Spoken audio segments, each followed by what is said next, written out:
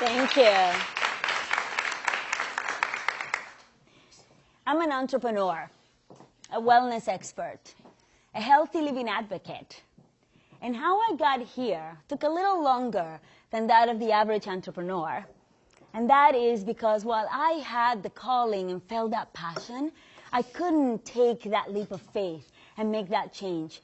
Because for most of my life, I equated change to failure. This idea has been with me since I was a loud, spirited child growing up in Puerto Rico. For as long as I could remember, I wanted to be a singer. And not just any singer. I wanted to be a superstar. I mean, I couldn't stop singing. I would beg my parents to give me dance and piano and music lessons. What I didn't know at the time was that my parents couldn't afford to support this dream of mine, and that my really conservative community couldn't see the idea of a young woman being part of show business as a respectable career for a young woman to follow. But I didn't care. I knew exactly what I wanted to be, and nothing was going to change that. Then one day, when I was about 10 years old, my dad asked my two sisters and me what we wanted to be when we grew up. And of course I said I wanted to be a singer. He turned to my mother, pointed at me, and said, "We're going to have to give up on that one." Yeah.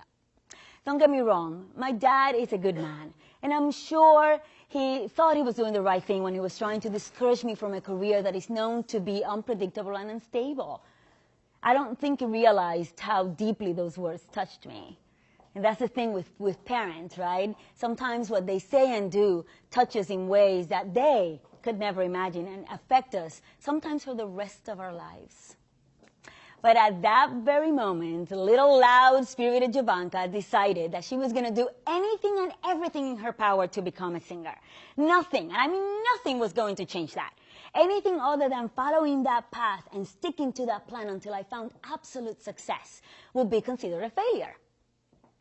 It did take me another 10 years, but eventually I found a way to take my own piano lessons with the 90-year-old nun at the local convent. The kind that would walk around with a wooden stick, hitting your fingers where they were at the wrong place at the keyboard.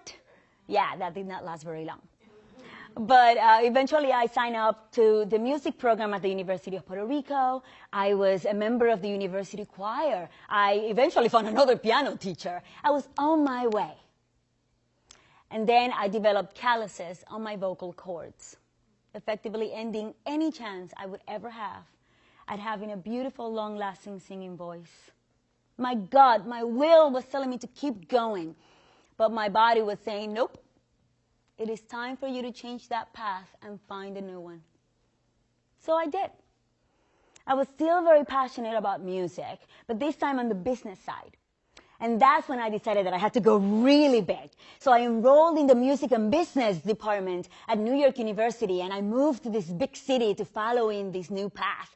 And oh my God, did I take New York for everything it had to offer.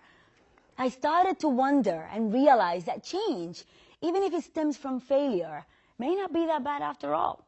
I mean, I was still a very loud and very spirited 23, 24-year-old, and I was enjoying this new path. I was carving out a new future. So I think change may be great after all. So I explored, I studied really hard, I played even harder, I met boys. One boy in particular. He was pretty special. I'd say he was amazing.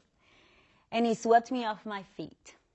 We became best friends and confidants and lovers. We exposed each other to all these new experiences. We learned a lot from each other. And he eventually became my husband. But like many marriages out there, the marriage did not last until death do us part. It failed. We failed.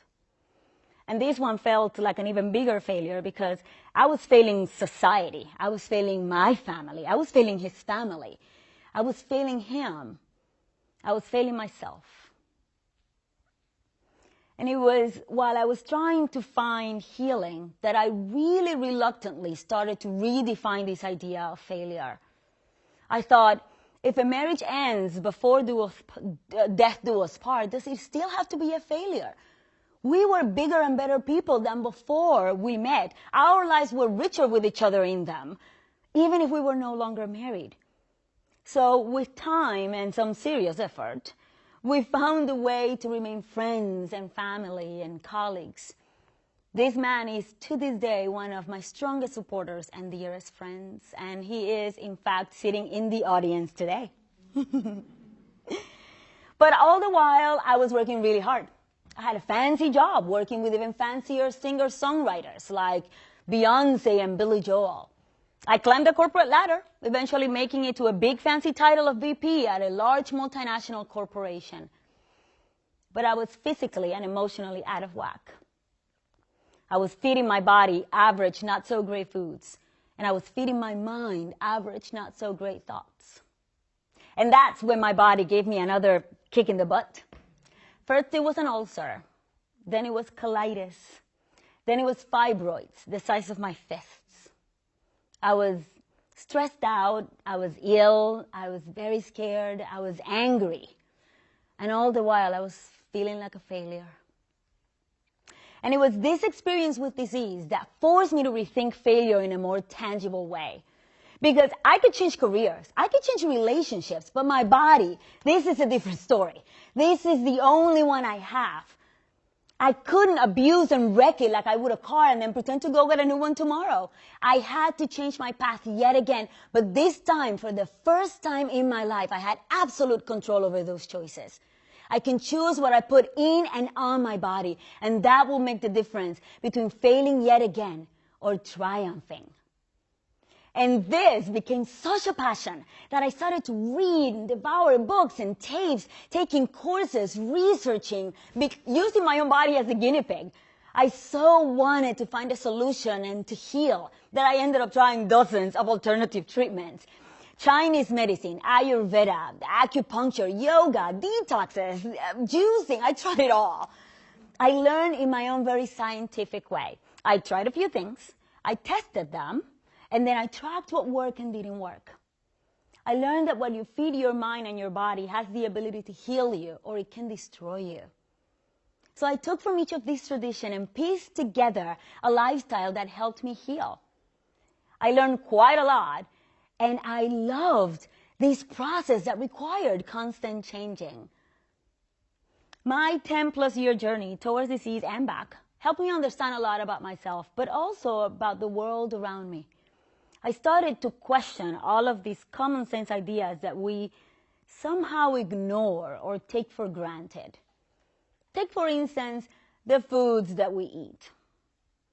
In the Western world, we eat a highly unnatural, nutrient-stripped, packaged, processed diet filled with man-made and genetically modified materials. In the U.S., here in the U.S., we believe almost blindly what advertisers tell us. We think that protein bars and vitamin water are health foods. But live foods, fruits, vegetables, seeds, sprouts, are considered garnishes or add-ons to big floppy pieces of meat or something that comes in a box. The foods that carry the vast majority of the dozens of nutrients that our bodies need for optimum health are rarely consumed by most people in the Western world. And most people in the Western world are dying of highly preventable diseases at an alarmingly high rate. Yet somehow we don't believe that diet has anything to do with that. We don't think that we're failing ourselves. Or do we, and just simply don't care until it's too late? Common sense tells me that if I put cheap gas and low-quality oil in my brand-new Mercedes-Benz, this car is not going to last me that long.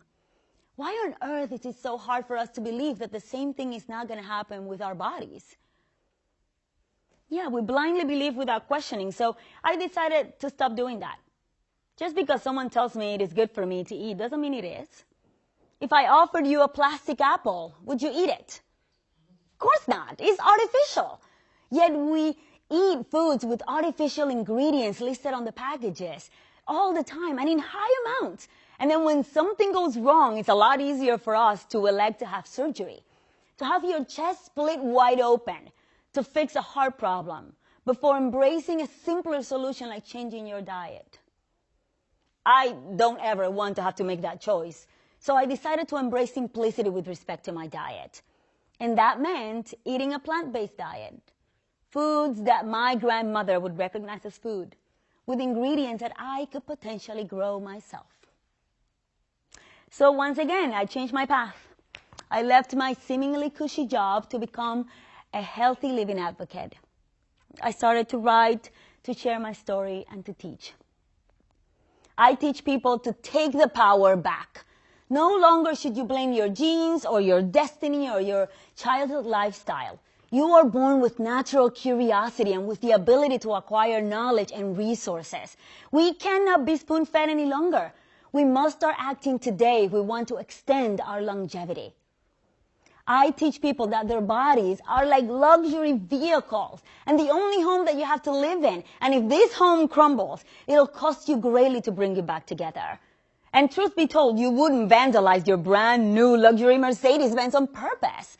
Yet we constantly attack and sabotage our beautiful vehicle, imperfect as it might be, with our food choices, but also with our thought choices. So the choices moving forward have to honor this new way of thinking. This new way that tells me that I can live without a manicure, but I cannot live without my liver. So I'd rather spend my resources keeping my liver strong and clean and healthy before I worry about the exterior. And amazingly, when I started to do that, my exterior started to change. No longer did I need to spend that many resources on hair and nail and beauty products because I was feeding my body all that it needed to look and feel its best. So yet again, change that led not to failure, but to amazingly positive outcomes. Today, I recognize that there are many, many pieces to this big puzzle, and that healthy living is a lifetime commitment that will require many, many changes along the way. And these changes are so awesome that I could never again equate them to failure. Today, I am a wellness expert who inspires you to change because I do believe and I am proof that it is a good thing. This is who I am today, and I think it's fabulous. And I may have to change again. But if I do, I won't be afraid. And I won't feel like a failure. Because the avenues of curiosity and knowledge have opened up and have led to freedom and wisdom and a highly fulfilled life that it's only just beginning. Thank you.